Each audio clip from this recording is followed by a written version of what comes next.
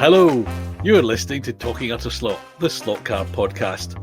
I'm Scott, and this is my co-host, the pain in the neck that is... Pedro. To get the answer, understand why he's done that, let me just completely throw our normal intro, dear listener. You have to listen at the end, because at the end there's an outtake. On you go. Thank you very much. In this episode of Talking Utter Slot, we are keenly awaiting the Le Mans 24-hour race, the greatest motor race of them all, the source of inspiration for slot car makers from their earliest days.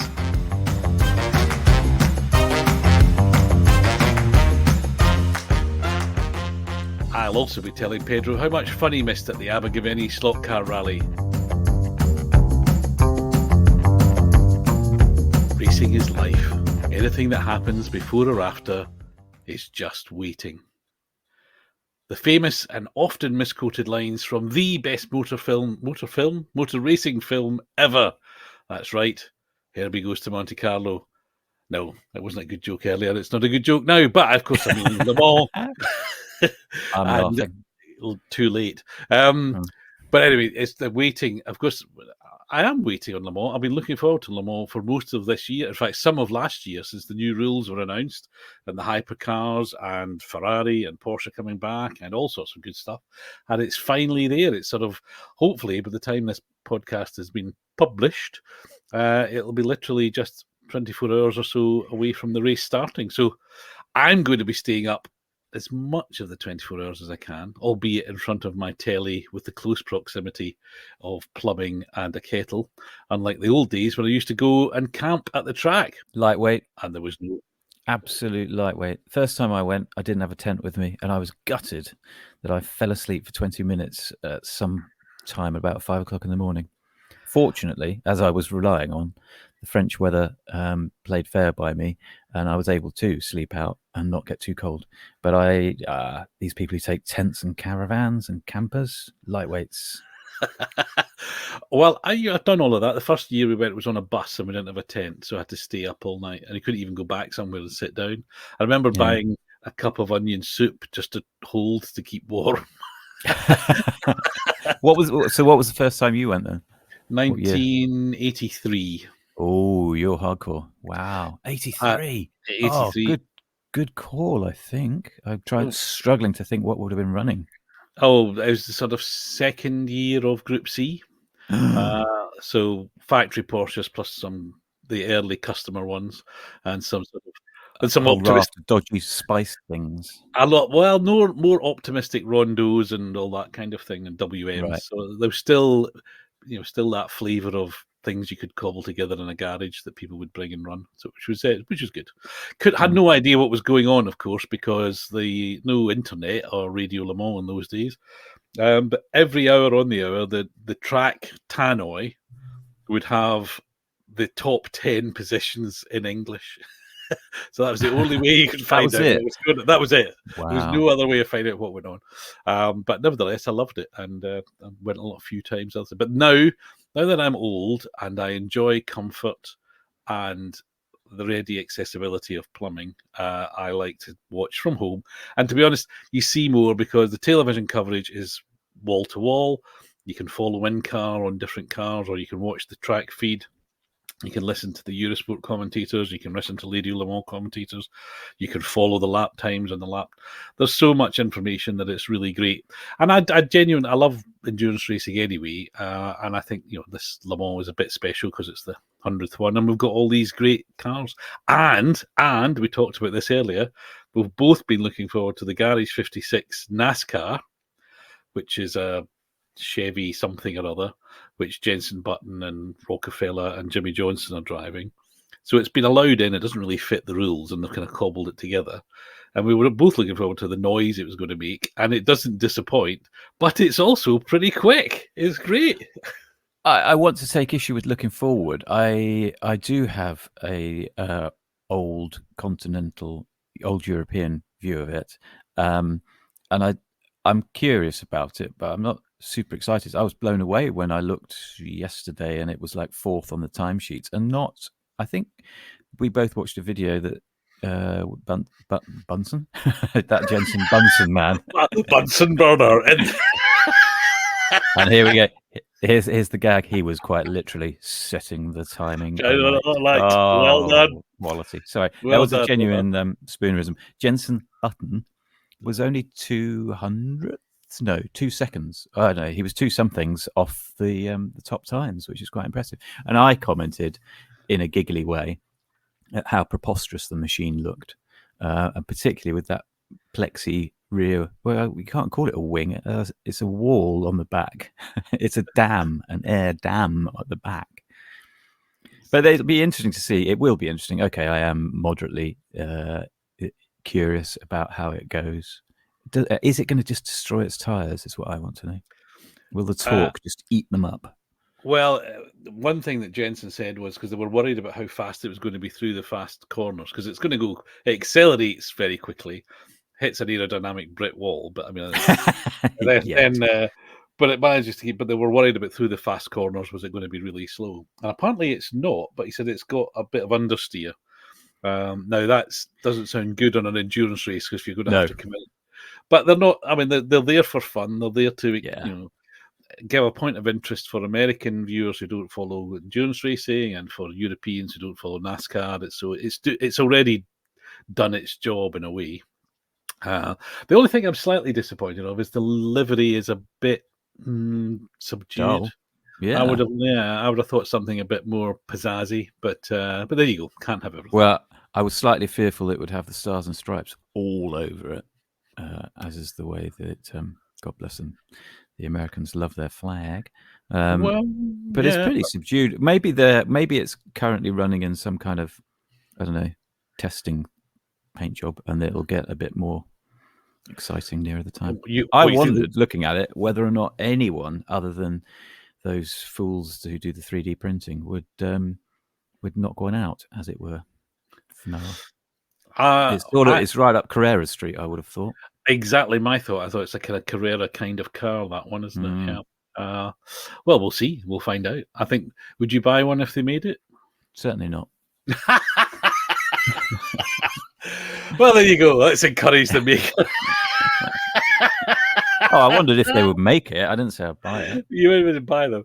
But you have bought a number of Le Mans-based models, haven't you? You did confess to this. Once again, it's just seamless. It really is. I doff my hat, or my chapeau, as I should say. Your chapeau. My chapeau. Yes, Scott, I have bought a lot of Le Mans cars, funnily enough, because it's... Well, I mean, I buy GT cars, and they just happen to run at Le Mans, I think. I don't necessarily buy Le Mans cars. So if you were faced with a car in multiple liveries, and one of them was Le Mans, and one wasn't, would you be swayed towards the Le Mans car? That's interesting. Well, I'd have to go with my Pedro's rules of slot car purchasing, though, because rule 1 is buy cars that you have seen running. So if I have seen it run at Le Mans or at Silverstone, if I've seen it run, I would buy it. I don't think the Le Mans livery would necessarily sway me one way or the other. Like if, I'm going too deep with this now, if it was a Le Mans car, but it had also run at Silverstone, and I had seen it at Silverstone, I would buy that livery. Although, in fairness, they probably wouldn't change the livery that much. 10 minutes, and it's a livery. I don't think, not these days, but I think back in the sort of 70s and 80s and stuff, the liveries would change practically every race sometimes, wouldn't they? But I think it's sweet. I think it's like with Monte Carlo and rally cars, and we'll come to rally cars later. If it's a Monte Carlo or an RAC livery and number plate, that tends to sway me a little bit. I mean, it's not a compulsion. I don't have to buy all of them, but if there's a choice, those are the ones I quite like. But no, Le Mans, but you mentioned Stars and Stripes. One of my favourite liveries on the slotted Group C Porsche is the Stars and Stripe livery, which I think was from 84 or something. And I'd long liked it. And then last year or the year before, Electric Dreams, the big retailer and the Pendle of North America, if we can put it that way, they held... I like that. Do they talk like that then? Do they say, all right, you want to buy a Group C car, do you? All right, I'll put that on your credit card. I think they've got more of an American continental accent funnily enough. Who'd have Anyway, well, based in LA, but the weather's better at Electric Dreams, I think. But anyway, the point I'm making, they had a race series or a race event, and they produced the most beautiful poster for it, which was that car, that model with the stars and stripes, sort of in the center of a graphic representation of the flag.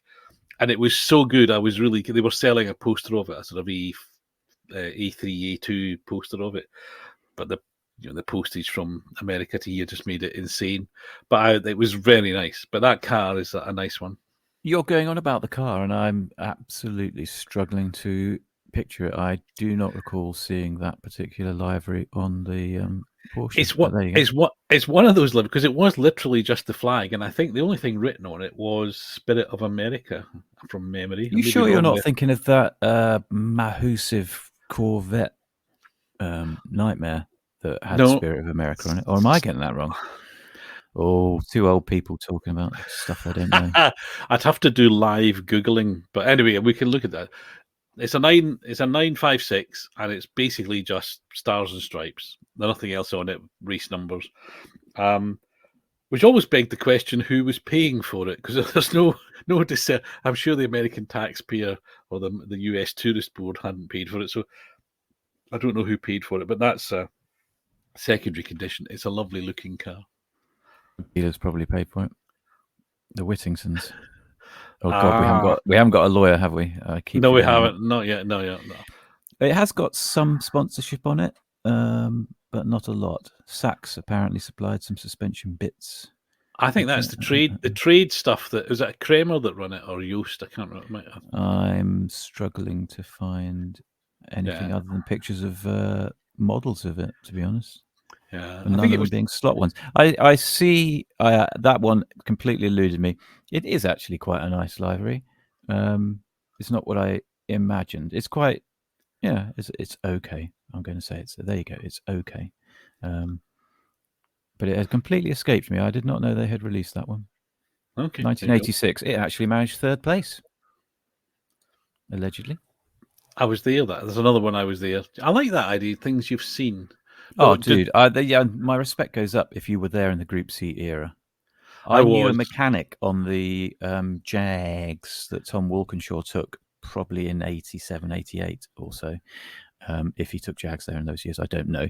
But he lived up the road from me, and I was slightly in awe of him. One, because he worked on the Jags, and two, because he'd gone to Le Mans. And I'm actually finding myself respecting you a little bit more because you saw Group C's. That's because odd, isn't it? Because I'm very old. Yeah. Yes. Well, I think there's a compliment buried in there somewhere. No, there is. You saw Group C's race. I've only ever seen Group C's do demo runs and pretend racing at Silverstone things. Well, at the risk of increasing your admiration for me, not only did I see them race, I saw the Jaguars win, and okay. The drive back out of the track, with the roads were lined with French villagers, literally handing out bottles of wine and things to people in cars. Really? Yeah. Well, I think it was the first non-German victory at Le Mans for some time. So anyway. God, imagine what they'd do if the Rondeaux or Rondeux or whatever they were called. Yeah, actually. Well, that was 1980, was it the Rondeau one? So I wasn't there then. Oh, they did? Oh, okay. So I thought they were just ever hopeful. No, they did. Not enough. Did. You're not doing enough studying. It's sort of as I just mentioned before, in the run up to Le Mans, I kind of almost sicken myself because I pull out the old books and magazines and sit and pore over them and watch old videos. And in fact, the other delivery I'm waiting on today is a new book called Le Mans, funnily enough, by Richard Williams, who is a very interesting journalist. He used to present Old Grey Whistle Test, has written some really good books on the music biz and some very good books on the motor racing biz. So I'm looking forward to that. He's one of those very few authors which I'll buy on the basis of him writing it. I'll think it must be interesting. So the combination of that and Le Mans, boom. So I'm going to try and get that read before next Saturday lunchtime. Did I, as is my wont, miss something here? You're referring to that as a second delivery. What was the first delivery? I think because I haven't opened the box, it was a shoebox-sized shape, and I think it contains a fly march in the Bellevue livery, i.e. the Williams Run one, which I managed to. Now I hope the guy I bought it from isn't listening. Because I bought it for what I thought was a really good price. I was amazed I won it for the price I got it for. So I hope it's a good car in one piece. I haven't opened the box. I mean, just open this box and it'll go, ha, there's a pile of bits. But anyway, so that's what I bought. I couldn't resist. So not Le Mans themed, which is why I wasn't really mentioning it. Okay. I just thought you mentioned it and I'd like completely zoned out. Not unusual. Totally unlike me. Talking about that, and I mentioned so Le Mans. The significance to Le Mans for slots is, I think, people who like motor racing kind of like endurance racing, and people who like that kind of like slot cars, etc. But the two overlap quite a lot, and I think almost every range. I'm going to correct myself here. Every range has got some sort of Le Mans car in it, right from the early days, C types or D types, and old Ferraris. I'm going to say not the current SCX range. Speculating wildly. They've maybe got some GT3s, but I don't think they're Le Mans GT3s. Okay, but they've certainly had them in the past. I mean, they were pretty good at doing some of the LMP cars and things, so they've had them in the past. They were, that's true. Yeah. They did the Dome, didn't they? Which was a great little wagon. Yeah. Well, they did the Jag and the 787. Of course they did. Yeah, so I think it clearly has a big pull for everybody. But we were just speculating again, actually, because we talked about this with the slot car 24-hour races. Famously, the one which takes place in Britain up in Derby, the digital one, which I haven't been to. It looks fantastic because they even put in a pit lane and a Ferris wheel and trees and all that sort of thing, and they run several hours in the dark. And I think they use mostly slotted, or that kind of slotted scale auto NSR type cars. So proper racing, not the sort of thing that you and I do. Certainly not the sort of thing I do. But in the spirit of Garage 56, which, just to explain for those who might know, so at Le Mans, cars have got to run into legal categories of hypercar or GT or whatever, and there's rules that cover it, and they have a whole championship. Garage 56 is reserved as an invitation by the race organisers for kind of quirky cars or new technology or whatever. And so it competes in the race, but it's kind of it's not really up against the other ones, which is where this NASCAR has come for the 100th anniversary one. And we think that spirit should be applied to the 24-hour slot car race, and there should be a Garage 56 special entry for us. Well, maybe us, but under us, me. Well, maybe me. You're a better racer than I am. But we use a box standard toy car, so a Carrera car or a Scalextric car. It probably won't be as quick. In fact, it definitely won't be as quick. What do you mean probably? Well, the great thing is we don't know a bit exactly like this the NASCAR. So it was invited to the race. Even the race organisers are worried, going, it'll be a bit slow. We might have to wave flags, etc. So even they're worried, but they're doing it. The spirit of doing it is, it's interesting to have it along. I think it would be great to have a box standard car. You only maybe change the tyres. I don't know, but the only thing you're allowed to use is standard components, because you'd have to change braids and I don't know tyres at some point because they'd wear out. And just see how it got on, and just see if it could finish. It would be a point of interest, because as a non-participation person in the race normally, I'm not going to be in one of those teams. I'm not good enough. I don't build cars that go that quick. I don't race cars that are like that. But I do buy stuff from, Amazon toy shelf, which are regular Scalextrics or whatever cars. And to see, could it finish? How would it stand up? I think it would be. I know we started it as a daft idea, but I think it has legs. I do not quite agree with you. I think they're so limited on spaces that it's not like the real grid. They are limited on spaces, so they can't give up one to bumbling idiots with a Carrera. And they haven't even changed the guide from the Deepwood guide. Yeah, first lap round, it's like clunk. Oh my god, we got to change the guide, and we're 10 laps down. I like the idea of it. Yes, I do agree. The idea is great because it would be the whole race on Saturday, Sunday, sell on Monday kind of thing. You could genuinely say, because I mentioned in the little chat we had before we start recording, although we were chatting and recording earlier, unbeknown to one person, the idea when they say, oh, and a Scalextrics car won the 24 hours at Henley on wherever it is, and then you look into it and it's just a Scalextrics body that's been lightened and shaved to an inch in its life, and it's got slot it this, slot it that, nothing underneath is still Scalextric. So it's just, this is what gets my goat about people who tune up cars and then still say they don't tune up, they modify, and then say, yeah, it's a Scalextrics. No, it isn't. But I like the idea of it. I think it's a sweet idea, sweet idea, but I don't think it's got legs, Scott. Well, I've got an addition to that. If we could have one of each, so there's a Carrera team and a Scalextrics team, so it's it's proper. And now you're taking up two of their precious battle slots. of the toys. Yeah, I know. But I can dream. Yeah. But, if the organisers, Gary, if you're listening, let me. Gary, if you're listening, Scott would like to do this, and Scott would like to do this, and Scott would like to do this. Scott would like. Pedro, he's out. Scott would like to. I'll speak to Simon at Scalextric, and I'll speak to Gunther at Carrera, and we'll see. This is it. We've got to do it, guys. I don't know quite, because I know I'm involved in the conversation we have before we start recording, but that doesn't necessarily mean not always.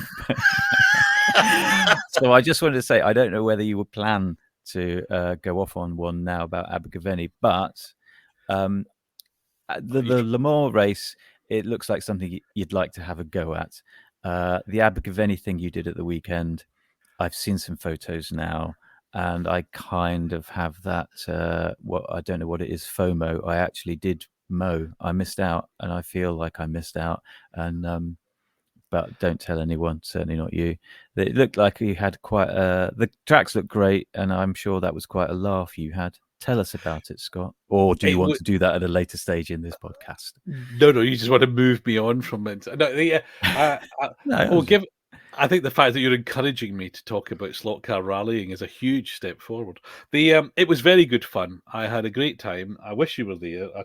Short of driving to Oxford and hijacking you at 7:00 in the morning, I think that's all I could do. And there were people from your club that were there, so you could have hitched a lift. But anyway, next time you've got to come. Everything about it was. I'd looked forward to it. I've been before. They're nice guys. I'm so familiar with it. I was looking forward to seeing them, playing with the cars. I even had a nice drive down, although I left at 6 in the morning because the sun was shining and the roads were empty. Got my bacon and sausage roll when I arrived. Made a decision on which cars to run. Now, one was taken. I got, just a recap, I'm allowed to enter 4 cars into 3 classes. So there's classic, 80s, 90s, and modern. And I'd been lent a newly built Rover SD1. So Phil had built that one and very kindly lent it to me. So slightly nervous because it's someone else's car. And I don't want to wreck it. That was in classic, so that was a given. And then I'd got a team slot Audi Quattro, which on my track was very quick, very forgiving. You could drive it badly and it stayed in the slot. A Ninco Clio, which again, suspension, quite a torquey motor, not too big, fits between the gaps. That was good. And my SCX. Stop. When you say Ninco Clio, didn't they do 2? Like the original NC1 version, and then there was the later one, like a Mark II. The later one, yeah. The later one was what you took. Yes, because it's got suspension and a big motor. It's called a speeder. I'm looking at it as we speak. It turned out a speeder, and it was. I did an SCX 911 because it's again quickish, but it's narrow and quite forgiving. And although I don't think I'm ever going to win the damn thing, the tracks are very twisty and they're often quite bumpy, and they've frequently got narrow gaps or very, very, very catchy-outy driver. They've got logs or rocks on the inside or the way into corners. So if you're a little bit sideways or you're not quite flicking it round the corner, you will catch on these things and it will tip you off. Anyway, the Rover was fantastic. Lots of weight in the front. It went blatting round. It was a joy to drive. I don't know where I finished. I haven't looked at the results, but I did reasonably okay. The Quattro, the first stage we did was a routed wood, beautifully made track, beautifully scenic. It's fantastic. I encourage people to go on to YouTube and look for the Abergavenny Slot Rally. You'll see the tracks on there. Or go on slotforum.com, which is quite head and shoulders the best forum out there. Others are available, but they're just not as good. And what are they called? What are the others called? I don't know. Slot Racer Online. Anyway, the Quattro did all right because this was at a billiard table smooth track. Wonderful. As soon as we moved on to the more regular, roughed up Skeletrix Ninco type tracks, the Quattro was a disaster. Absolute disaster. A measure of the disaster could be, I think it was something like stage 8. And so there were 8 stages in total, so it must have been sort of 5 or 6, which is called Stelvio because it kind of climbs up back and forward, down and back and forward. And basically every hairpin, this damn thing came off. So a typical time, the quick guys were doing it in low 60 seconds. The non-quick guys were doing it in mid 70s. And what were you doing? At 2.5 minutes. That's the important thing. You took part. I didn't. I was sitting at home. Well, it was so bad that when I handed in the timesheet at the end, I said to the girl, I said, "You're going to come to one of the entries that looks like it's a mistake because it says it's 2.5 minutes, but it really was 2.5 minutes." And bless them, they said, "Well, there's a maximum time on it, which is 2 minutes, so you've saved 30 seconds." But I was still absolutely last. So when that was read out, I must confess I gave a little bit of a cheer because it was the only time I appeared at the end of a list. I was never going to appear at the top, but at least I ended at the bottom. So that was good. So we had a great time, lots of chatting. And what was really interesting was a mate came along who'd never been. He's moved recently, noticed he was only not far away, met me there. He'd contacted Phil Barry, the organizer, beforehand, who'd agreed to lend him controllers and cars. So he leapt in, complete novice virgin, call it what you want. He went round with us, and in his own words, he had a great time. People were friendly and accommodating. No, we were going round with the guy who ultimately won one of the classes. So the mix of abilities was huge, but there was no edge to it. Lots of banter, lots of everybody's marshalling for each other. It's a good time. So I really encourage people to slot car rallies in general, but if you get a chance to go to one of the Abergavenny events, it's really lovely. So are you going to claim that you were made to run first on the stages and had to clean them up so that the dude in your group who ultimately won could whip round you having done the cleanup? Actually, no, but purely based on the order of the sheets of paper on the clipboard, I ran last every time. So you actually managed to, you watched him go round and you saw what he did, and then you went off and did your own sweet thing. You didn't learn, basically, is what I'm saying. When you come along, dear listener, can I just point out, at the moment, you can't see this because it's a podcast, but Scott is very pointedly pointing at me in the camera. And I think there's a tone in his voice. I'm not sure. No, what I'm going to say is when you come along and, put your reputation on the line. I have no reputation. No, watching Gareth go round is, I think, like any time you watch a really good slot racer, it's your or even a real car racer, you kind of slightly slack-jawed going, I can see it happening. I don't quite understand the physics of it. And I don't think you can learn by watching, really, because you can't replicate the trigger control or the way the car's set up or whatever. So there's a little bit of a benefit because some of the tracks are very intricate in as much as the way you're doing. It looks like you're doing the same lap, but it suddenly turns left. And sometimes it's just keeping track of where the hell you are and what's coming up next. I I like it on Tinternet, Instagram, when you watch a video of the Spaniards doing what they do best, which is a rally track, and you realise that they have it's a 2-lane track, but because there's a crossover somewhere, they're going to go in one direction, and then suddenly they're coming back on the same piece but in the other direction. And I like the use of space, basically, that they are doubling the length of the stage by just sort of coming backwards on it. I Well, know that's a well, simple thing, but it's quite sweet. Also, just to say it, there was on today, I think there was an Instagram feed of a 124th rally stage that I saw, and that looked amazing. It almost looked, as he put the Scandi flick into action round a corner, the flour or cocoa powder that he chucked up, it almost looked sort of properly scale, and it looked the business. it is good. I mean, hats off to the guy. The guys have been running this thing now for. Well, Phil told me one of the tracks that we use, he says, is 30 years old. Wow. So, but the Ninko track was just Ninko track laid out very wiggly and barriers. There was no sort of scenery on it. All the other tracks were scenery, surface textures, buildings, the whole thing. They're lovely to run on. I mean, they're interesting. None of them are kind of the same. Witness the fact that my Quattro would go around some but not others. And no, it's the various. I think we used to look across at the pictures, and undoubtedly the Spanish events are much bigger. There's more people. The Abergavenny Club. There was 8 tracks there yesterday, and 7 of them were all scenic. So it was good fun. I just as you were talking there, 2 things. One, I was listening. Yeah, it's the first time for everything. And 2, I was suddenly realizing I don't think I've ever properly run on a scenic track. I have dreams of a scenic track. I have spent yet more time on Magnetic Racing's website between last podcast and this. I've gone back and I've had another look, and I'm trying to look at my baseboards and thinking, could I justify a marshal's hut or something, or a grandstand in the court? No, I can't. But I don't think I've ever run on a properly scenic track, and that is the child in me wants what he saw as a kid. That's what I want to do now. I do want a scenic track. I've done for a long time. It's not fear of missing out. I did miss out, didn't I? Why didn't you ask me to come, Scott? I don't understand why you didn't suggest that I came. Yes, I must remember to do that next time. Yeah, that's a bit selfish of you, mate.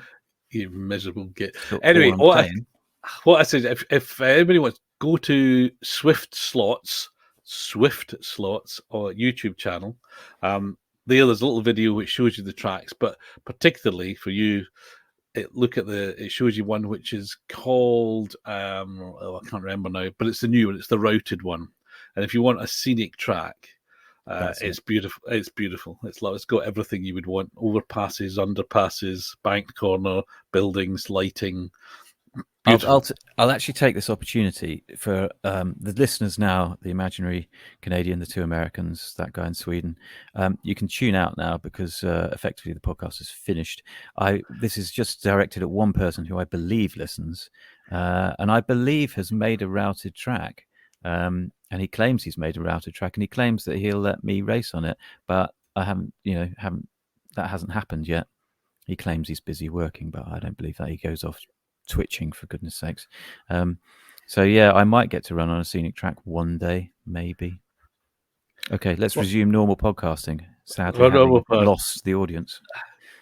He knows who he is, and I will get a kick in the shins probably tomorrow. We won't put this out that quick, will we? Okay. Well, before we move on from Abergavenny, just to say sort of publicly, thank you to the guys at the club who put the effort into organising it and having all the tracks all set up and arranging the caterers to be in. It's not easy, and they do, but the only thing they get for it is some thanks.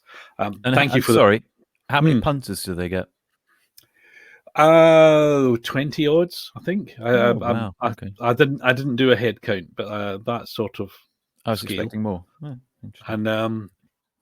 and then I said especially to the group I went round with. So my friend Ian, it was his first time, and Gareth and Matthew. It was, as I say, we had a good time together, all mixed abilities, and there was no kind of prima donna-ish or tutting at the endless going off of my quattro. So Well, no, quite clearly, because I wasn't there. That's why those aspects were missing. Oh, I would have tutted, Scott. I would have tutted. You would have tutted. You would have tutted. Never mind. So let us move on from rallying and come to the nation's favourite part of the show. What's caught your eye this week? We need a theme tune. Dun, dun, dun. Improvised theme tune. What's caught your eye? I didn't think we were going to get round to what's caught me. I just messaged you earlier, in between the chat and the recording, on Instagram. Hobby Classic have got some a picture of a Mercedes van. A van. Yeah. It's not a transit, but it's an amazing looking model. I don't want one, but it's an amazing model. It caught my eye. You are starting to talk about slot vans every week. You know that, don't you? Really? Yeah. Oh, I could probably get a lotion for that, couldn't I? No, you can get a van for it. But this sorry, I've hit the mic there. The this thing looks, it's tiny volume. I think it's 75 units. Oh my word, is that all? And I don't know the price. I can't imagine what the price is. But if you have to ask the units. Price, you can't afford it. That's always true, isn't it? But yeah, it looks lovely, and the desire is high. But I've already got. And I got for my birthday, thank you very much again from my sister. I got this electric VW van in the Jägermeister livery. Well, you can't race it. Well, you can, but it's just a lovely thing to have. It's nice, and every now and again, it sits at the end of my pit lane, and every now and again, I take it for a gentle little perambule, and I smile, which is what it's all about. I meant to mention this a bit ago, maybe one, maybe two, I don't know, but I watched that Dave Kennedy on internet, and he was talking about haulers, which obviously is what the ex-colonists call them. It was I think it might have been Hobby Classic. It's the Uberfluter Blue Wonder Viagra car and truck and its car, and he was going on about them being haulers and wanting it and yada yada yada, how cool it was, how awesome it was, how fantastic it was, how happy he was that it was being made, etc. He was being Dave Kennedy. And I just thought, I don't, other than for modelers, people who want to put them in display cabinets, I don't get it. You don't race haulers. I mean, I suspect people will be racing the Fly Transits, but no one's going to race that Hobby Classic. Well, no, I agree with Dave. I think it is great that they're doing it. It's an Avant slot, by the way. The things we've seen of it, the pictures of the design, and I think it's early resin runs of the molding sort of thing. So the again, for people who couldn't follow Pedro's description of it, it's a 1950s Mercedes Grand Prix car, sat atop a bespoke, a blue, for want of a better description, pickup truck, but a very retro, space punky truck, which is real, which is what Mercedes used to transport the race cars around Europe, for some of the cars anyway. In the 1950s, and it's a lovely, lovely thing.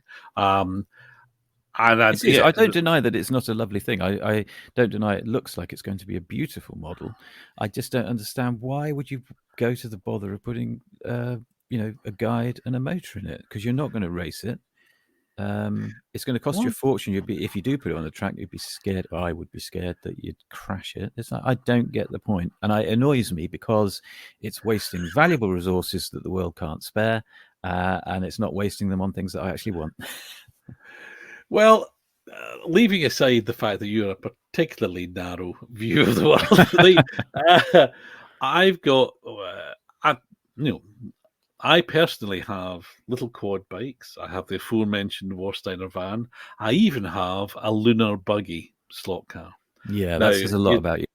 I definitely can't race them. I've got a Batmobile. I've got, etc. I think, forgive me, I can't remember which one of our industry contacts told us this, but I'm sure one of them said recently they sell more non-racing liveried models than they do racing liveried models. That is depressing. But then good on them, because it means they can make some racing liveried cars. So Exactly. okay. But it means, but people want to collect these things. That's fine. Just because you don't, do you know that sort of tolerance thing we were talking about? Oh yeah, I got to work on that, haven't I? That's what my therapist said. I got to work on that. Yeah, I don't want But to. you don't want to. But what I'll bet you've got something which you don't race. Have Well, you I haven't got got a any back? vans. Oh my! Have you? No, I was just about to say I've got lorries, but they're racing lorries, so that's Uh-huh. okay. Batmobile? I Batmobile? don't have a Batmobile, but you know what? I do believe I need to check that. I think I've pulled the trigger on an order of a Fab One, which is very clearly not a racing car. It's Yeah. very clever racing car. So Oh, the you've hypocrisy. the hypocrisy. There you go, chipping it. Anyway, what else has caught your eye apart from very expensive haulers that you're not going to buy? It's Uh, I could every now and again. I mean, we make fun of Americanisms, don't we? But I think that one's one of the ones that makes sense because it describes what it does. It hauls stuff about. okay, It's a very good word for it. Yeah, it's dangerously close to a thing that rattles my cage. And let's thing. be honest, there isn't much that rattles my cage. But when you drive up and down the highways and byways of this king's country, and on the motorway you see signs that say logistics on the side of an articulated lorry, it gets my goat because they're not doing logistics, they're doing haulage. And anytime I see a van, a lorry that has haulage written on the side, I want to beep my horn, give him a thumbs up and say, well done, you are definitely hauling. You're right, it is a hauler, but he's not doing logistics. He's just Oh, hauling crap from A to B, maybe storing it in a warehouse, but logistics. Oh, you're so up yourself I with your can hear my logistics. I can hear my non-slot car friend who works for DHL getting ready. They do so much more than just run trucks around. But anyway, we won't get into that. We won't get into that. What else caught my eye? Well, Did you see there's a new box, and it's not from NSR this time, which is quite controversial. NSR falling behind in the plastic box championship. It's another bench. I think it's a bench Mark II, and this time it's got an app. Oh God. okay, a bench with Shoot that. me now. I When don't you know what say, it does. All I've seen is a picture on Slot Car Passion. Other websites are uh available with news, but they're generally not as good. On Slot Car Passion, there was a picture of Bench V2, and it's a little plastic box that you put your car on, and then it talks to the app and it tells you stuff. I'm not exactly sure what. I didn't waste too much of my time looking, but the app has a little picture that says brakes, and there's one that says motor. So I assume it's a rev counter of some sort. And that's that. That caught my eye, and immediately I wished it hadn't. so are you going to buy one? Because you are a bit of a chassis shaver, aren't you? Well, I don't think I could use that to shave chassis. It's all Um, part. It's all part of that endless chassis shaving, axle shortening, body lightening. You know, Slippery tire. slope. Tire. What is it you do to your tires? You True boil them. them in. Glue them. No, you don't boil the tires. You glue and true them, mate.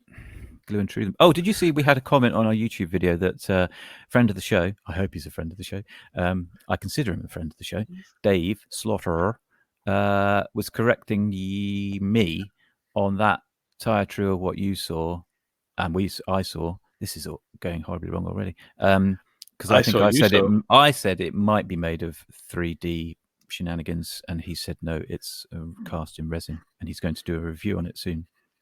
And I like Dave and his reviews. He's up my street. He's deadpan and drinks more coffee than I do, for sure. But Drinks more coffee than anyone as far as yeah, bless him. definitely. And you'd think that would wire him up. He'd be like firing on all cylinders. But his deadpan delivery, I chapeau again. Whereas I just live on caffeine and with extra fizz, not rather than coffee.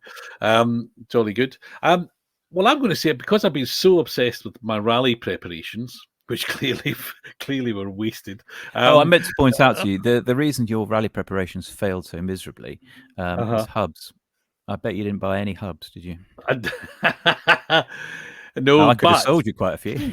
but you mentioned there was a raffle for everyone who'd entered, which is very nice. And I was drawn out in the raffle, and I won. Bear in mind, no. There was multiple winners. I was just one of the winners. The main winner won a team slot Group 5. Team slot Group 5 Escort, which was quite nice. I Is got that because it some was sponsored by staff Thank you. slot cars who are there. Yeah. But the little prize I got came from Red Dragon Slot Racing, who I hadn't heard of before, so that worked. But I've got some NSR tyres, so my recent convert tyres. But I also got some ultra soft braids, and it says thickness for race only.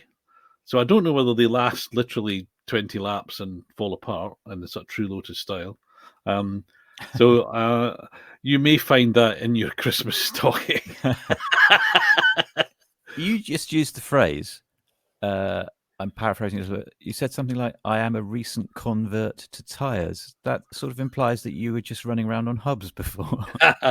No, I would run. I bought quite a lot of replacement tyres, but never branded racing ones, as it were. So I buy things from Wasp and other people and Pendle stuff for my old flies, etc. Sorry, But Wasp. these are, What's Wasp? I don't know what it stands for, but it's Wasp slots. If you go Wasp slots, WASP slots, And they he do does. tyres. They do tyres, trackside figures, lots of 3D printing, but you can ignore that. Oh no, But that's a dead business. They're going to go out of business. So they keep doing that. completely, yeah, I know. I don't. It's flogging a dead horse. But the other week was the first time I bought, thanks to a recommendation from Dave Kennedy, I bought NSR tyres for my Carrera GT3 cars, and it was a bit of a revelation. There was a bit of a road to Damascus moment. So that's what I meant, that I'm a recent convert to go faster tyres. I'm sort of resisting it. Feels like a slippy slope. I've got, I don't know how many cars I've got. Let's say it's 1,000. If I have to buy tyres for 1,000 cars, I'm going to be bankrupt. So anyway, we'll see. But thank you very much, Red Dragon Slot Racing, for your donation to the Abergavenny Rally. The tyres I've got are for classics, so I shall find something suitable to put those on. Good. I'm glad. You mentioned your Carrera, and I'm still slightly miffed that I can't find, although I haven't put a lot of effort in, admittedly. When I finally descend on your abode, I am going to bring my Carrera M1 and just rip tyres off yours and see if they'll fit on mine.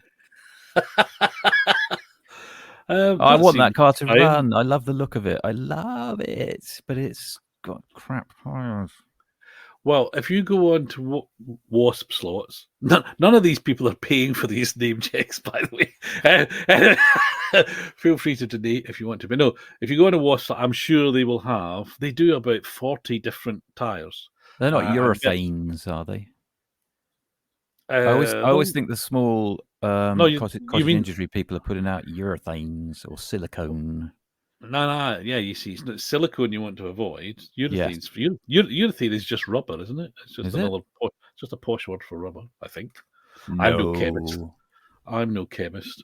Anyway, but they do about 40 different sizes for all sorts of things. So are you bound to find something that would fit your Wasp slots? I will write that down now, Wasp. He'll send me a reminder 2 days later. What was that thing? What was the name of that? The one thing which caught my eye, which if you don't like non-racing livery slot cars, you're going to be even more bemused by this, is the I think it's Le Mans Miniatures. I'm pretty sure it's Le Mans Miniatures. Do figures both in 1/32 and 1/24, and they've released a set for the Bugatti team. Is it Hawaiian Tropic Bugatti team girls? No, but 1920s Bugatti. And they're fantastic. They're relatively expensive, I suppose, but they're lovely. They're sort of in overalls and little scarves and caps facing backwards with goggles on them and all that sort of thing.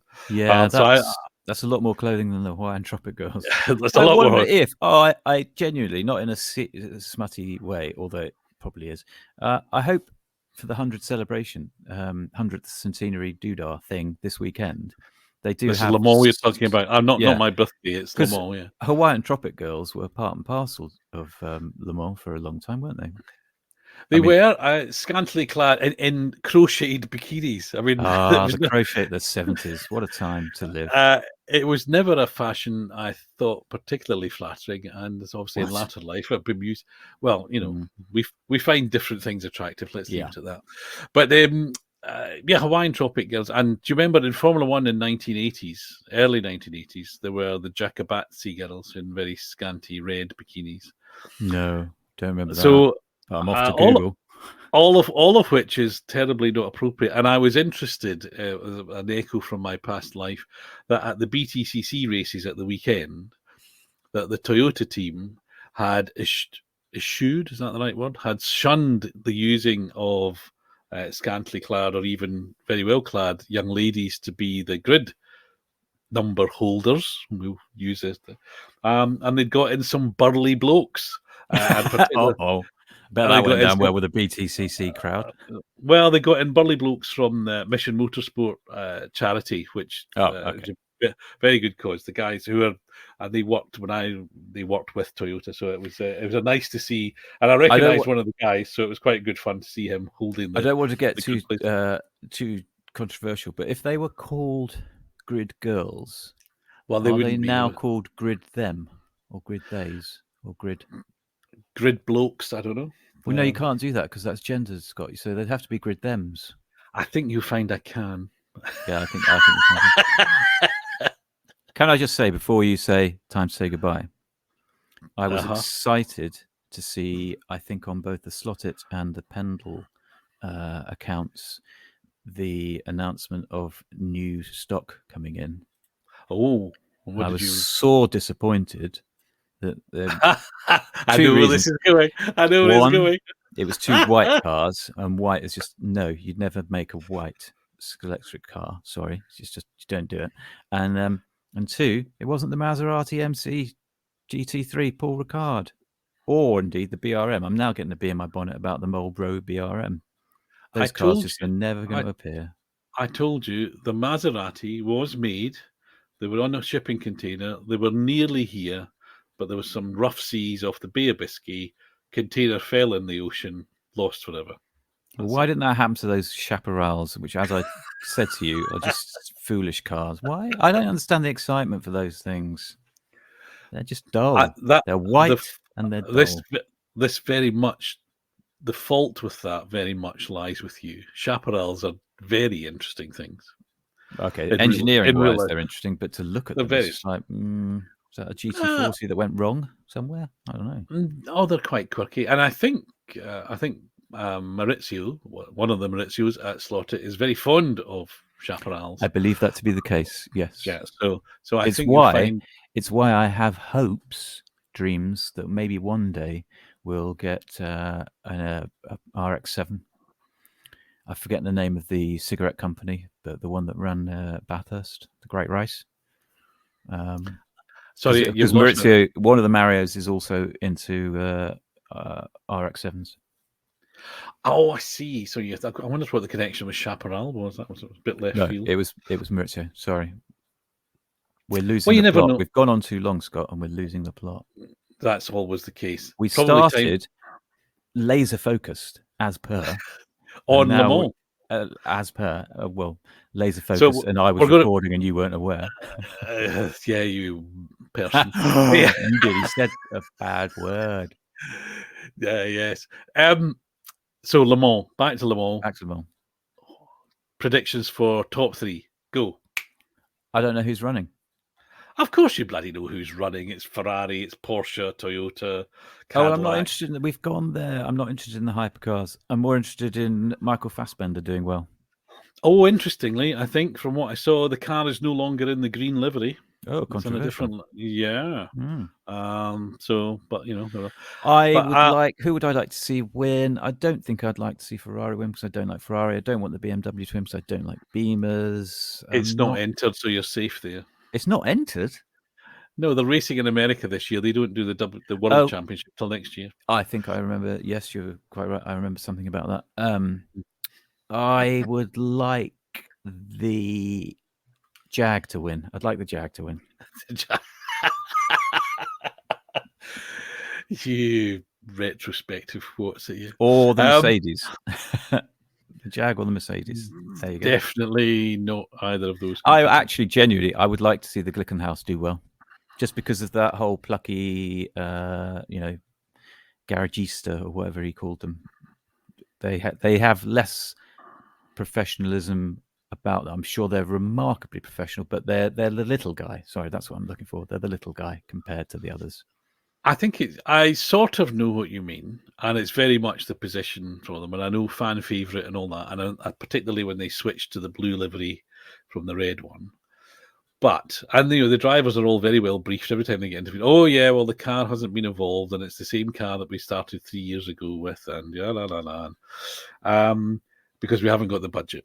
Well, you've had, if you've not got the budget, don't do it, and if and why haven't they got something written on the side of that car? Because is sponsorship that hard to come by? I would have thought being part of the 100th of Le Mans, or the 100th anniversary of Le Mans, surely somebody with some commercial knowledge could have found some sponsorships. Anyway, so I agree, Glickenhaus is interesting, but the kind of poor multi-millionaire or whatever he is saying, I can't really afford to buy bits for the car, just wearing a little bit thin at this point. So I've hit a nerve with you there, haven't I? Not a nerve. It sounds very ungenerous of me but I think you got to be careful. Someone, and I would name drop someone who runs a very, very high-profile motorsport championship and has done so for many, many years, famously said to me a while ago, "Don't feel sorry for the poor rich people," and I think that's a classic example of that one. That's very true, actually. The line.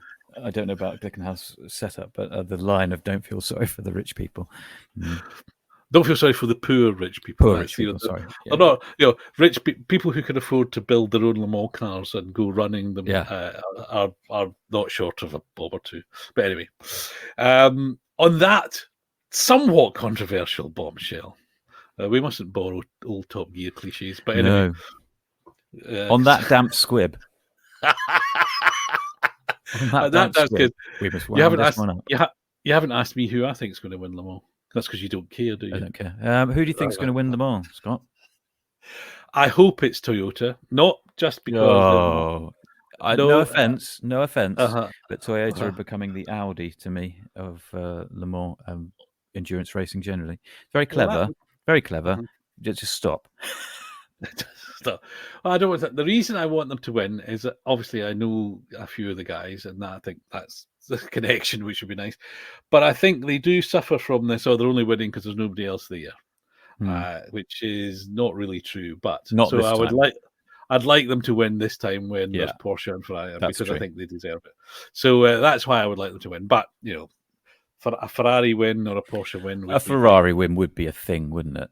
I mean, that would be a thing, and they need some consolation because their F1 team's a bit pants at the moment. But and I think actually, I believe I'm not so au fait with them, but I think the Ferrari is the one that I like the look of the most because it's got a mad rear to it. Looks very Batmobile. Okay. Well, you've been paying more attention than I thought you had. That's good. Anyway, let's say goodbye and go and watch the race. Goodbye. I'm going to watch a race. Thanks for listening, everybody. And thank you, everybody who leaves comments one way or another. Some of them we don't fully understand, but thank you anyway. Cheerio. Bye. Well, it doesn't ring. Good idea. And okay, I think I'm ready to go. So so Le Mans, Abergavenny, what caught our eye? Goodbye and good night. Yeah. Fun, light, enthusiastic, happy. We are happy. Remember, that's it. We're spreading joy. You can't do that. Fun and enthusiastic. Fun and enthusiastic. Joy. Toy cars. Look, I can have fun with a shitty team slot. One.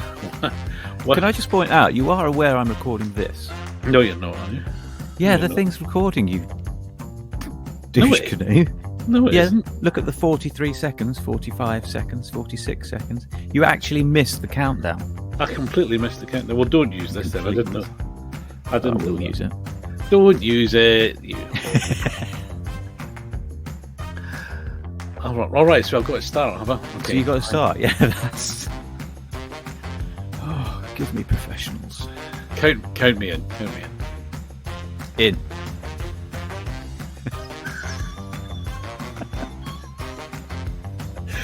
Is that because you can't count? Right.